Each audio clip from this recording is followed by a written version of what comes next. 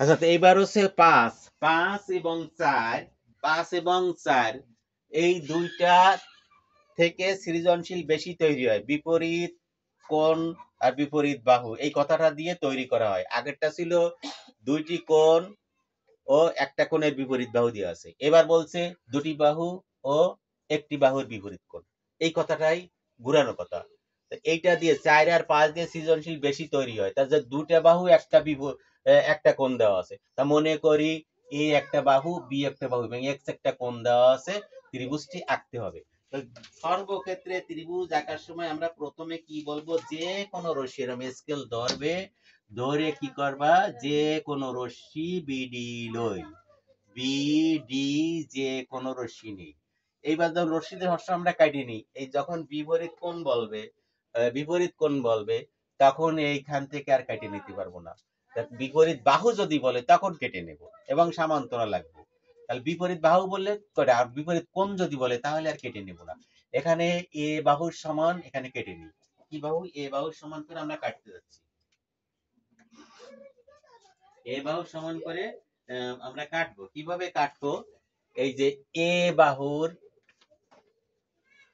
বাহুর সমান করে এই বিসি অংশ কেটে নিই।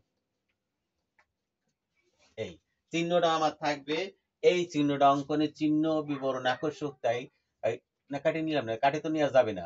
আচ্ছা, আগে ভুল করে কাটা যাবে না। তাহলে আমরা হচ্ছে কি বি বিন্দুতে এক্স কোণের সমান কোণ আঁকবো। তাহলে এক্স কোণের সমান যদি এবার কোণ আঁকি, তাহলে কোণটা একটু বড় করে ধরলাম আমি, যাতে আমার বুঝতে একটু সুবিধা হয়। এইভাবে বিন্দুতে ধরে এই দাগটা দিলাম। আমার যেখানে যেখানে ছেদ করছে আমি ওইখানে একটু দাগটা দিয়ে নিই। এই এখন ওই মাপটা আর সরবে না, এখানে কম্পাসটা সরে যাবে না। ঠিক বি বিন্দুতে বসায় কম্পাসের দিকে খেয়াল রাখতে হবে যে আমার আগের মাপটা যেন সরে না যায়। এখন কি হলো, এইটা এই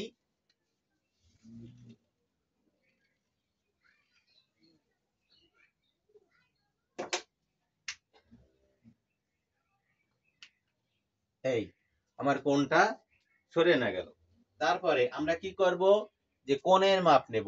এই ছেদ বিন্দু আর এই ছেদ বিন্দুর যে মাপটা ধরবো, এইটা হচ্ছে কোণের মাপ। কোণের মাপ ওই যেন কম্পাসে নেওয়ার পরে যেন সরে না যায়, এই বিন্দুতে ধরে যেখানে পড়ে ওইটা হচ্ছে কোণের মাপ। কোণের মাপ দেওয়ার পরে ঠিক যেখানে পড়বে এইখান থেকে ক্রস বিন্দুটা এই, তাই এই চিহ্নগুলো হচ্ছে অঙ্কনের চিহ্ন ও বিবরণ। দিয়ে এখানে স্কেল ধরো, স্কেল ধরে এই দিলাম টেনে। তাহলে এক্স কোণের সমান করে এই কোণ আঁকলাম, কোণ এঁকে নিলাম। আচ্ছা, কোণ আঁকলাম। এইবার আমরা বি বিন্দুতে এক্স কোণের সমান করে ডিবি এফ কোণ আঁকি। এই যে কোণ আঁকার ফলে যে বাহুটা পাইছি এইখান থেকে একটা বাহু কেটে নেব। আগে যেমন নিতে পারতাম, এবার তা পারলাম না। এখন এ বাহুর সমান করে এই এ বাহুর সমান করে এইখানে কেটে দিলাম। এই যেখানে চিহ্নটা পড়বে এইখানে তুমি চিহ্নটা এই দিলাম। দেওয়ার পরে এখানে এ বিন্দু বসাই। যেহেতু এ বিসি ত্রিভুজ এভাবে পড়বে, তাহলে এ বিন্দু বসাই।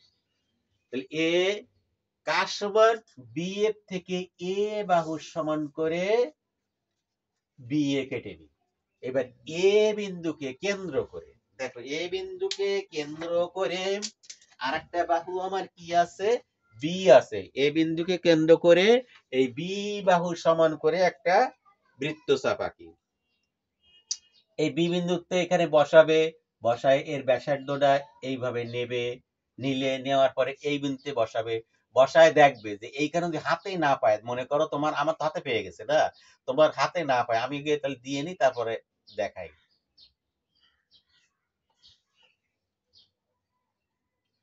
এই তাহলে আমার কি করছে,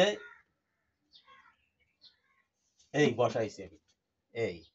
যদি এখানে দেখা গেল যে এইটা তুমি নেওয়ার সময় বি বাহুটা এতটুকু নিচ্ছ আর এ বাহুটা এত নিচ্ছ, যে এইখানে দেখা গেল যে এইভাবে মাপটা এই হাতে পাচ্ছে না, এই রেখাটা হাতে পায় না, কম পড়ে যায়। তখন তুমি করবে কি, এই রেখাটার বাড়ায় দিবে। বাড়ায় দেওয়ার পরে তারপরে এই ঘুলিটা দিয়ে দেবে। দেওয়ার পরে এই যে বাড়াইছো না, তখন এইখানে বসে দেখেন তোমার এনে কম ছিল, তখন তুমি এইটা দিয়ে এইভাবে একটা চিহ্ন দিয়ে ওই যে স্কেল ধরে টাইনে এইভাবে বাড়াই দিবা, এভাবে টাইনে এইভাবে স্কেল ধরে টাইনে কি করবা, এইভাবে তুমি বাড়ায় দিবা। কারণ দেখা যায় অনেক সময় আমাকে তো মাপজোক নাই তো, যে অনেক সময় এইটা সেটা এমন ভাবে নেওয়া হয়েছে আনুমানিক ভাবে, আনুমানিকটা ঠিক হয় নাই। তাহলে কি করবা তখন, যে যদি হ্যাঁ এখানে রেখাটা কেবল হাতে, আবার দেখো বেশি হয়ে গেছে, বেশি হয়ে গেলে কি বাড়ায় চলে যাবে, তখন একটু কমায় দিবা, কমায় দিয়ে একটু কাটি নেওয়া মুছে ফেলবা। মানে ওইটাকে তুমি ছোট বড় করতে পারো তোমার চিত্র ভালো রাখার স্বার্থে, ভালো রাখার স্বার্থে ওইটা করা যাবে। এখন এই এ বিন্দু কেন্দ্র করে বি বাহুর সমান করে একটা বৃত্তচাপ আঁকি, যা বৃত্তচাপ এই বিডি রেখাকে একটা সি ড্যাশ আর একটা সি বিন্দু ছেদ করে। মনে করো দুটো বিন্দু একই যেহেতু, এখন এ কমা সি যোগ করি, আর এ সি ড্যাশ যোগ করি, এই যোগ করে দিলাম, যোগ করে দিলাম। এখন এই যে ব্যাসার্ধ ছিল কার সমান, 20 সমান, তাহলে এটা বি বাহু, এটা কার ছিল 20 সমান, তাহলে বি বাহু, বি বাহু হলো, হয়েছে। এখন হচ্ছে তোমার এই এ বি সি ও ত্রিভুজ, কারণ এক বাহু এ এক বাহু বি ওর বিপরীত কোণ এক্স, আবার এ বি সি ডা ত্রিভুজ, কারণ এক বাহু এ এক বাহু বি ওর বিপরীত কোণটা এক্স। তা বলছিল যে দুইটা বাহু একটা বিপরীত কোণ, তা বিপরীত কোণ তাহলে দুইটা বাহু আর একটা হচ্ছে বিপরীত কোণ, বিপরীত কোণ এই বি বাহুর বিপরীত কোণ এক্স, এই বি বাহুরও বিপরীত কোণ এক্স, আর এ বাহু তো উভয় ত্রিভুজ আছে, দাও উভয় ত্রিভুজ আছে, এই জন্য উভয়কে ত্রিভুজ বলা যাবে। কিন্তু খেয়াল রাখতে হবে যে আমার ত্রিভুজটা নেওয়ার সময় এই কোণটা যদি খুব বেশি বড় নাও তাহলে এখানে মিশানো যাবে না, তাই এই কোণটা নেওয়ার সময় হিসাব করতে আমি ছোট নেব যাতে আমার চিত্রটা ভালো হয়। আর এ বাহু তুমি যাই নিবা, নেওয়ার পরে বি বাহুকে নেওয়ার সময় দেখবা যে আমার ওই বিন্দু থেকে এখানে হাতে পাচ্ছে কিনা, যদি এখানে হাতে না পায় তুমি হাতে পাওয়াই দিবা, দিয়ে এখানে আবার বাড়াবা বা কমাবা, যদি দেখো অতিরিক্ত হয়ে গেছে তখন এখানে কম দিয়ে নিবা, নিয়ে এখানে কমাবা, আর যদি দেখছো না কম পড়ে গেছে তাহলে এখানে বাড়ায় সেই মাপটা আবার এখানে তুলে দিবা, এটা করা যাবে। তাহলে চিত্রটা ভালো থাকবে, চিত্রটা ভালো থাকার জন্য আমরা এই কৌশলটা অবলম্বন করতে পারি। এখন আমরা লিখতে যাই বিশেষ নির্বাচন, লেখো বিশেষ নির্বাচন, বিশেষ নির্বাচন, নির্বাচন লেখার সময় যেন আকার না হয়। তাহলে মনে করি এ ও বি দুটি বাহু, মনে করি এ ও বি দুটি বাহু এবং এক্স একটি বিপরীত কোণ, কথাটা জড়ায় দিতে পারো, বিপরীত কোণ না দিলে হয় বিপরীত কথাটা কোণ ত্রিভুজটা আঁকতে হবে, ত্রিভুজটি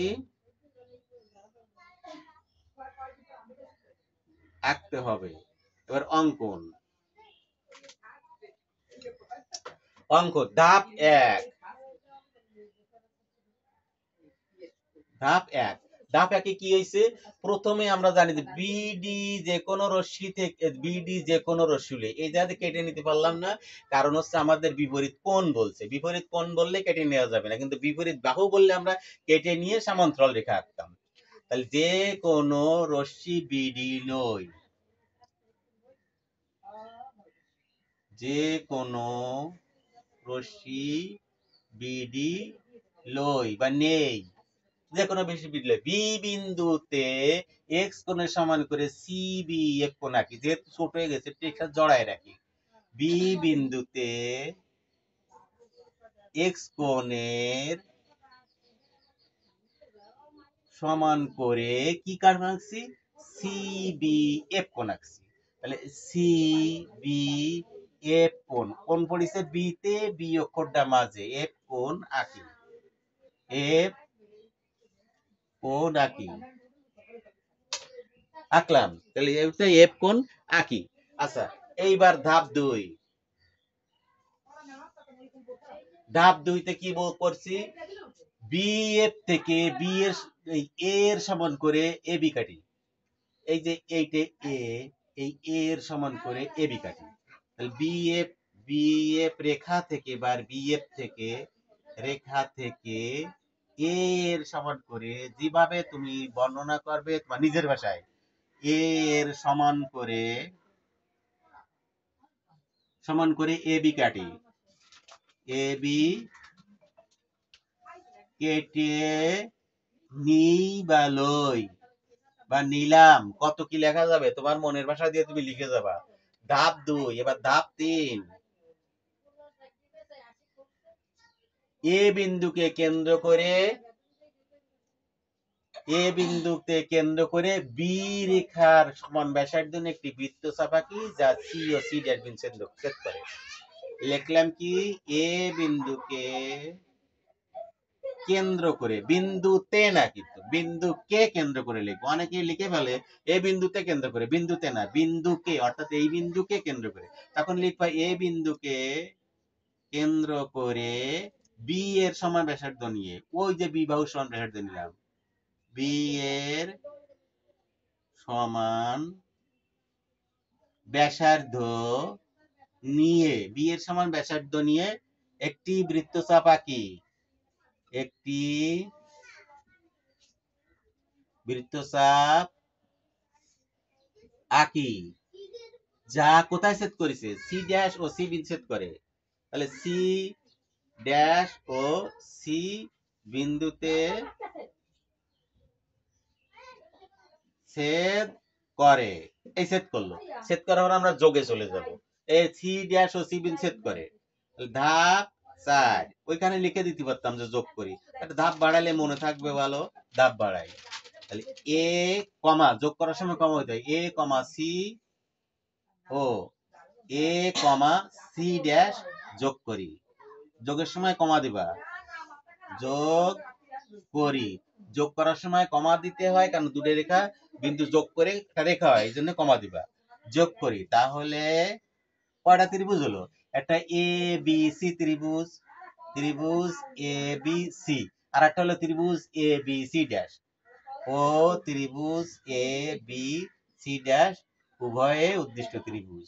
উভয়ে, ওই উভয় টুভয় না লিখলেও চলবে, ত্রিভুজ উৎপন্ন হলো, উদ্দিষ্ট ত্রিভুজ উৎপন্ন হলো, উৎপন্ন হলো। তাহলে কেন উৎপন্ন হলো, বিখ্যাত হচ্ছে আমাদের কেন উৎপন্ন হলো।